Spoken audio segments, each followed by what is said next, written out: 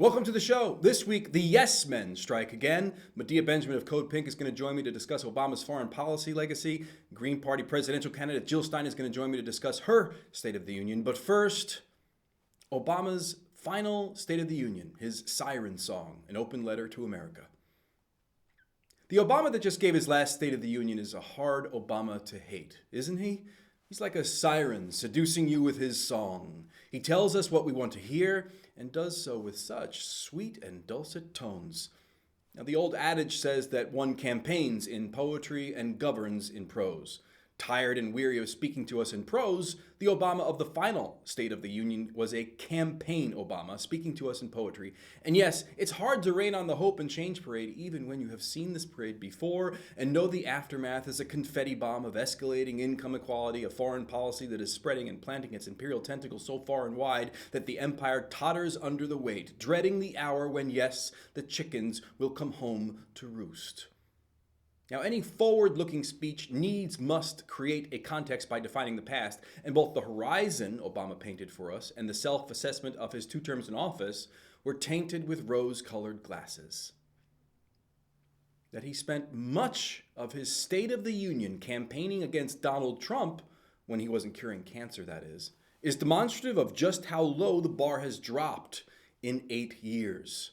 For the single empty seat next to Michelle Obama, symbolizing those we have lost to Made in the USA gun violence, we would need a football stadium of empty seats to symbolize the innocent civilians killed in our generations-long pursuit of an illegal, immoral foreign policy. Now, Obama claims that America is the strongest, most durable economy in the world. Really, strongest and most durable for whom? For the children of Flint, Michigan, who have irreversible lead poisoning because the very democratic agency of, quote, we the people was taken away from them when their city was pushed into an appointed emergency manager, and it just wasn't cost effective enough to find a way for people to drink water that wasn't contaminated. The horror show that is playing out in Michigan is not an outlier. It's a direct result of the neoliberal economic policies that form the bedrock of this, the strongest, most durable economy in the world. It's austerity economics, and more is on the way. No amount of wordsmithing will change the fact that Obama failed to reform healthcare in this country. He simply reformed health insurance. The insurance industry still works as it always did. When more premiums are coming in than payments for services are going out. And greed is good, motherfuckers, in this, the strongest, most durable economy in the world. And the bottom line trumps your health, period. It was refreshing to hear Obama say that food stamp recipients didn't cause the financial crisis. Recklessness on Wall Street did. Well, almost refreshing. Recklessness is having one too many drinks and joining a karaoke contest and expressing your undying love to your boss through the sweet and timeless lyrics of a Journey song. On a weeknight, no less. That's reckless. The shit that went down on Wall Street should be called criminal, period, full stop. And bankers should be in jail. It's not just reckless. Instead, the opposite is happening. The bubble that Wall Street has built since 2008, knowing full well that they are playing with house money, makes the housing bubble look like a cute little whitehead zit on the face of a dainty little unicorn. The coming bubble burst is a huge ingrown hair zit on the third eye of the world, and when it pops, the same bankers who should be in jail will be on the other side of an immunity raincoat, and the rest of us are going to get slobbered on by the white pus of this gigantic explosion. Oh, and bragging about forging the most ambitious climate deal in the history of the world is heartbreaking because it's both true, the agreement that came out of Paris is actually the most ambitious deal ever, and simultaneously so far away from what's required that it's like a cancer patient in end-stage hospice care cutting back on carbs so they won't be so bloated for their open casket service. And even the carb cutting isn't binding. We can carb load like a marathon runner, and the most ambitious climate agreement has no teeth to enforce our pasta gluttony.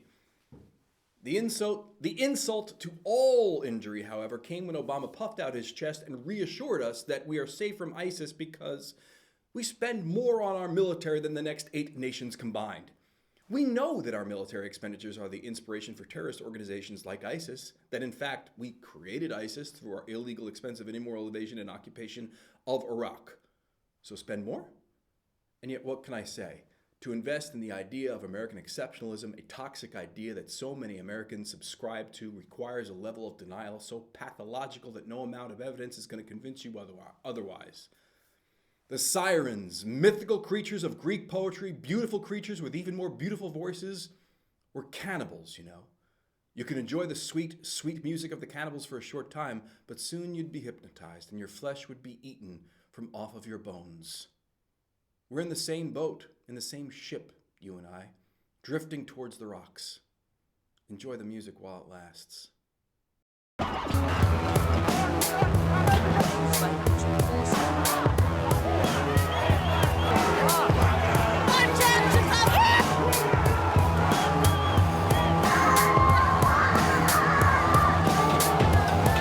Underwriting support for Acronym TV is provided by the following. Occupy.com, a news and media channel amplifying the voices of the global 99%. Find out more at Occupy.com. Mint Press News, independent journalism through the lens of social justice and human rights. Get the story behind the headline and how money and special interests are shaping a global class war at mintpressnews.com. Also, individual patrons like you. To learn more about giving opportunities, visit patreon.com/Dennis Trainor Jr. Continue our coverage of Obama's final State of the Union address. I want to bring in Dr. Jill Stein. Dr. Stein's an organizer, physician, and a pioneering environmental health advocate. She was the principal organizer for the Global Climate Convergence, the Green Party's 2012 candidate for president, and currently seeking the nomination of the Green Party for the 2016 presidency. And full disclosure, and regular viewers of this program are going to know that I spent a better part of the year, I was honored to spend the better part of the year of 2015 working for Dr. Stein's campaign. So, Dr. Stein, welcome back to Acronym TV. Great to be with you, Dennis. You know, the old adage is that one campaigns in poetry and governs in prose. And last night, I think that America saw Obama back in his comfort zone, almost campaigning, right? In trying to answer Donald Trump, basically saying, look, Donald, I've already made America great. America's been through big changes before. Wars and depression, the influx of new immigrants, workers fighting for a fair deal, movements to expand civil rights. Each time, there have been those who told us to fear the future, who claimed we could slam the brakes on change, who promised to restore past glory if we just got some group or idea that was threatening America under control. And each time we overcame those fears. We did not, in the words of Lincoln, adhere to the dogmas of the quiet past. Instead, we thought anew and acted anew. So quoting Lincoln there, evoking a Civil War president, I think a lot of people who maybe just toggle back and forth between Fox News and MSNBC might look at the current political landscape between Democrats and Republicans and think that that Civil War kind of reference or homage is appropriate. However, the divide, the mountain that most independent political candidates, and you have experience with this, have a lot of difficulty overcoming in the general election is when the chorus of voters changes to that lesser evil, and the ghost of Ralph Nader hangs in the background and leaves candidates like you on the fringe. So most American voters are going to see the differences between Bernie Sanders and Donald Trump or Hillary Clinton and Ted Cruz as substantive enough that they feel like they can ignore your campaign or even be outright hostile to your campaign. Are most American voters wrong? Let me challenge the concept that this is most American voters, because most American voters are actually clamoring for something outside of the Democratic and Republican parties. Most American voters, majorities actually, of the American public rejects the Democratic and Republican parties. They are actually majority unfavorable view of both Democrats and Republicans. And in fact, a large majority, approximately 58-60%, is clamoring for an independent third party because the two other parties have done such a good job of throwing us under the bus, basically. So, you know, I think anyone who claims that that the majority of voters doesn't want another choice, can only say that because the majority of voters haven't been given another choice. Forget the lesser evil. Time to fight like hell for the greater good.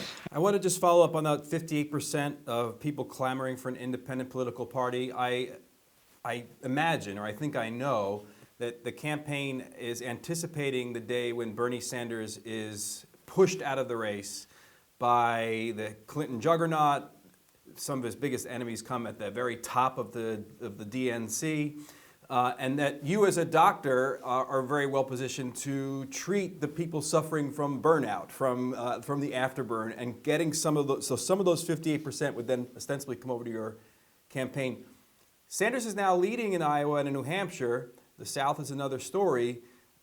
What's the play if somehow he gets the nomination?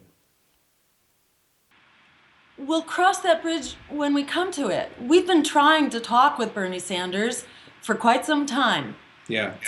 And I think it would be a good thing for independent politics if the independent, who claims to be independent, the independent socialist running in the Democratic Party, would actually talk to independents. That would be really great. And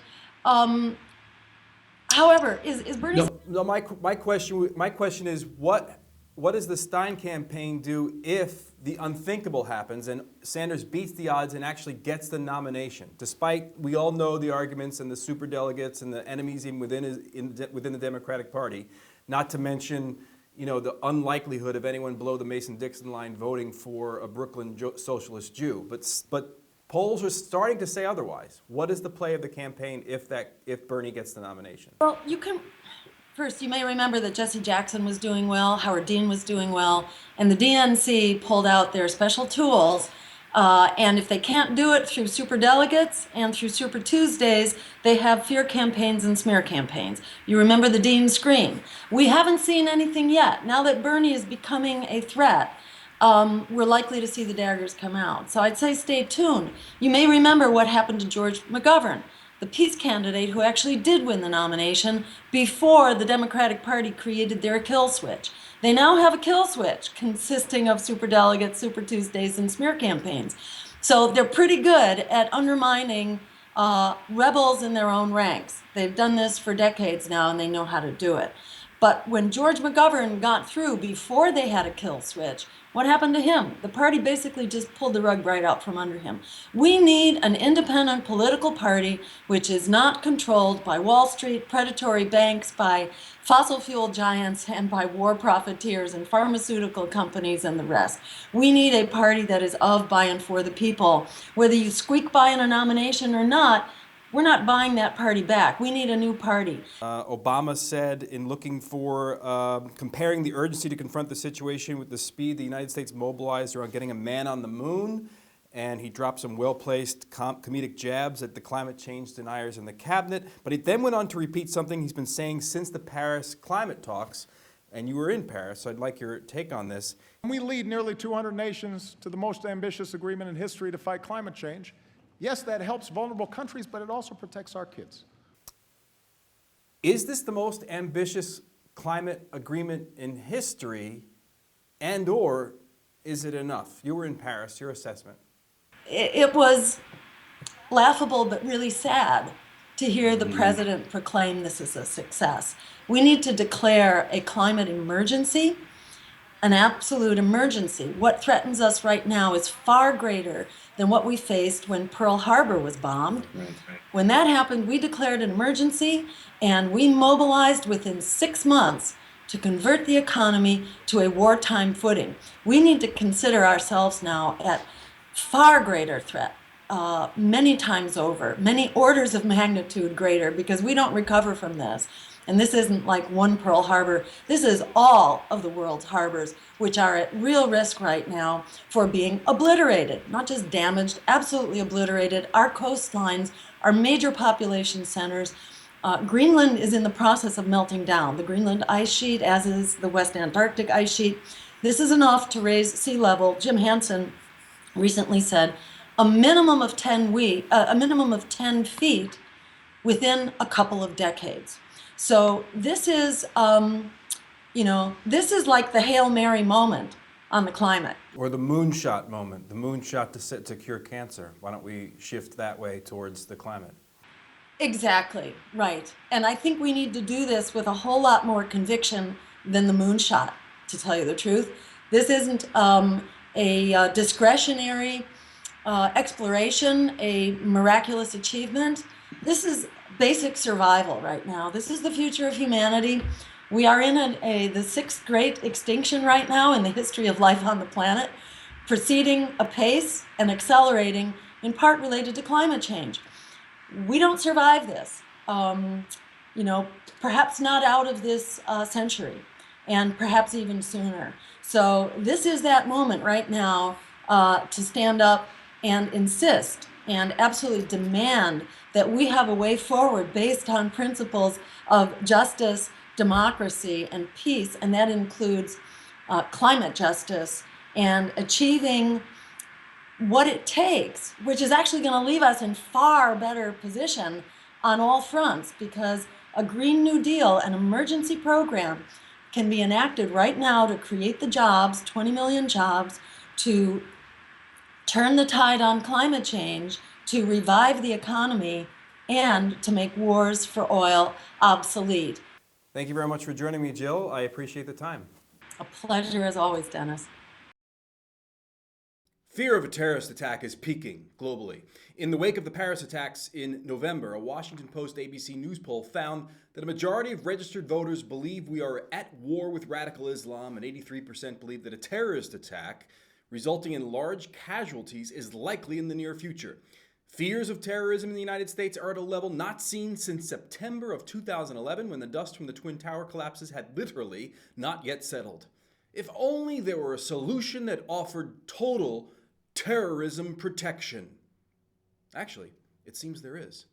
At least according to Archibald Schumpeter, the director of the Global Security Response, or GSR, who addressed the European Parliament in Brussels earlier this week. I'm really excited today to be talking with you about ways that nations that suffer terrorist attacks can respond to terrorism in forceful but intelligent ways from within the defense and security paradigm.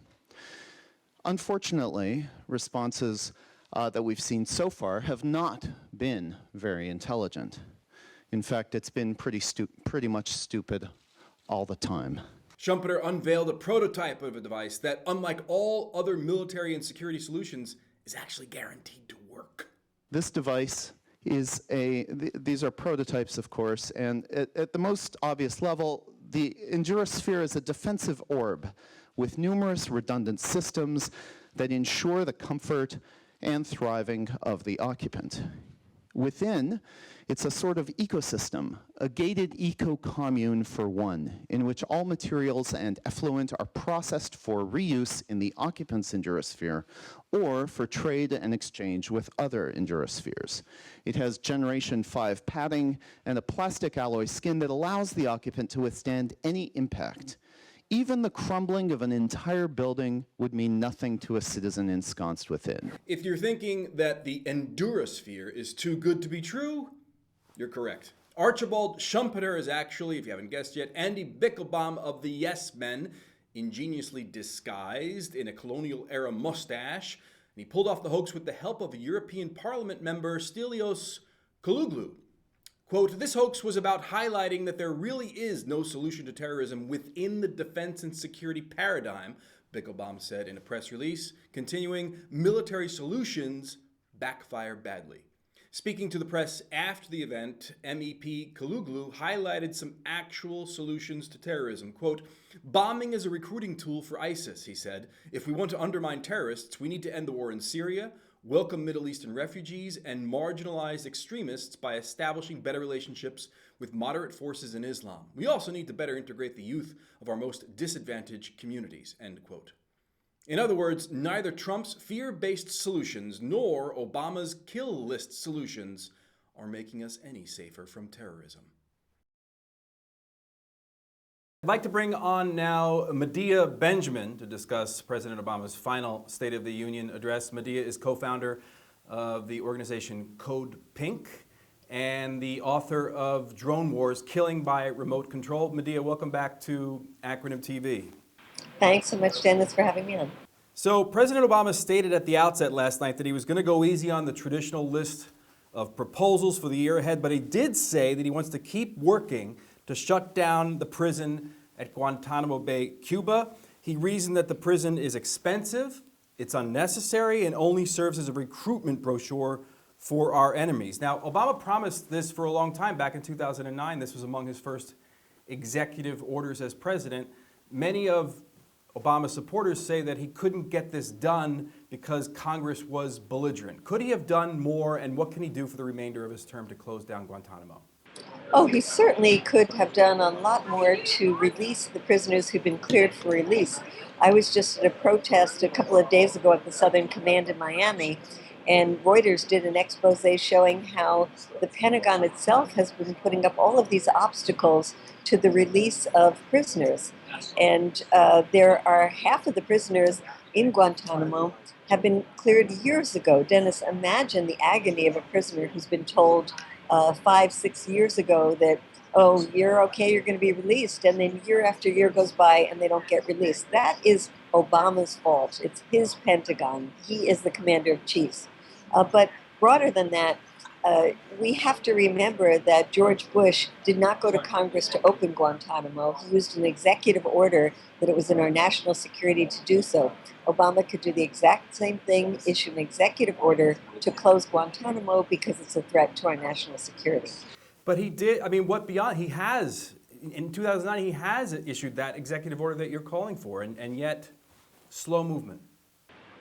Well, that's exactly the problem. I mean, he has, I think, used a belligerent Congress as an excuse not to expend more of his political capital to actually make good on an executive order to clear all of the prisoners who've been cleared and move the others to the mainland and either charge them and try them or release them.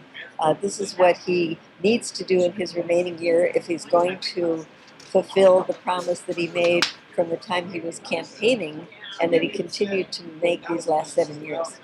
Much of Obama's State of the Union last night can be seen as kind of a rebuttal to the silent majority, or the not so silent majority anymore, of Donald Trump's followers. His Trump attack was no more pointed perhaps when he said, Let me tell you something. The United States of America is the most powerful nation on earth, period. Period. It's not even close. It's not even close.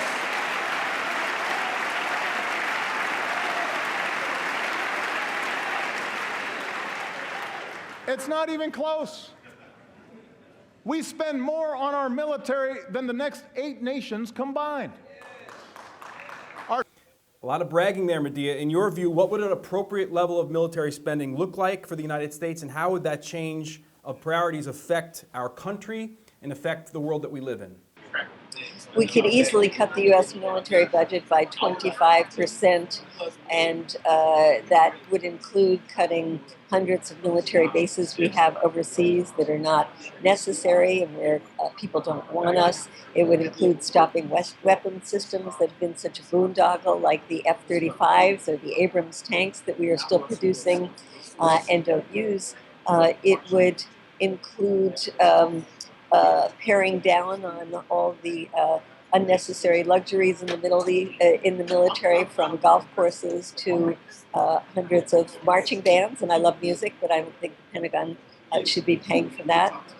So what would it mean? It would mean that we would have money to do things like expand Medicare and Social Security. It would mean we would have money to invest in moving us into the green economy. We would have money to invest in a new transportation system for the 21st century. And it would also mean that we would have a chance to relate to nations overseas, not through our military might, but through our technological innovations and our culture and other positive ways.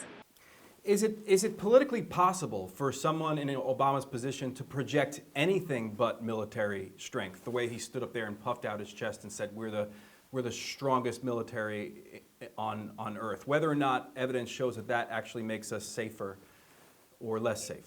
That's a good question, Dennis, and I don't think it's possible right now because I don't think we have a strong enough movement to back up the president. And that's why our priority should be to rebuild from the grassroots a peace movement that is broad, that is reaching into other sectors like the environment to show that the Pentagon is the largest polluter in the world, that is reaching into communities like the Black Lives Matter to show how the same kind of militarism and racism that we have in the United States is the same kind that we are projecting overseas, that reaches out to libertarians, even Republicans who want to see small government. There's a lot more we can and must do if we want to provide space for the next president, no matter who it is, to do what we have to do, which is get us out of the state of perpetual war, cut the U.S. military, stop weapon sales to repressive governments overseas, cut the hundreds of military bases, stop supporting repressive governments like Israel, Saudi Arabia, Egypt. So it's really up to us to build that movement. I want to shift now to the current ISIS situation and the issue of authorization. So another statement that Obama asked, one of the few things that he did ask for Congress from last night, was for them to authorize the use of force against ISIS or ISIL. And yet we've been using force against ISIS or ISIL under the old Authorization for Force Act, which, and I just want to read the key section of that, says the president, this was passed days after 9/11, the president is granted the authority to use, quote, necessary and appropriate force against those determined to plan, authorize, commit, or aid the September 11th attacks or who harbored said persons or groups. No new authorization has come forth. That language doesn't seem to support the current fighting that we're engaged in with ISIS abroad. But the Obama administration seems to both assert the right to engage in this force using the old authorization and wants this new authorization. Is the current war or use of force, or whatever we want to call it, against ISIS or ISIL illegal? Well, I think it's illegal because I don't think we can say that that very old authorization for the use of military force fits today's circumstances. But on the other hand, Dennis, I dread such a discussion because, unfortunately, I think I know where it leads, which is to actually authorize the use of force and even push Obama even further than he wants to go and open the doors for the next president to wage any kind of war that they deem necessary. And so this gets back to the issue of how do we build a support system that can counter the tremendous strength of the military-industrial complex, that can counter this push by not only Republicans but also many Democrats to respond to conflicts in the world by war. I think the Obama administration did give us a very amazing, wonderful example of using diplomacy, and that's the case of Iran, butting up against very powerful interests like the AIPAC lobby, the Israeli government, and showing that you can win. So that's what we have to take into this last year of this administration and the years to come, which is to show that diplomacy wins, that there are political solutions to these problems, there are not military solutions, and create the space for the leadership in this country to move us more into that direction. That's our show for this week. For individual clips and information about how to follow the show on social media or more information, visit acronymtv.com. Until next week, I'm Dennis Trainor Jr., and you have been watching Acronym TV. So stand for something, please.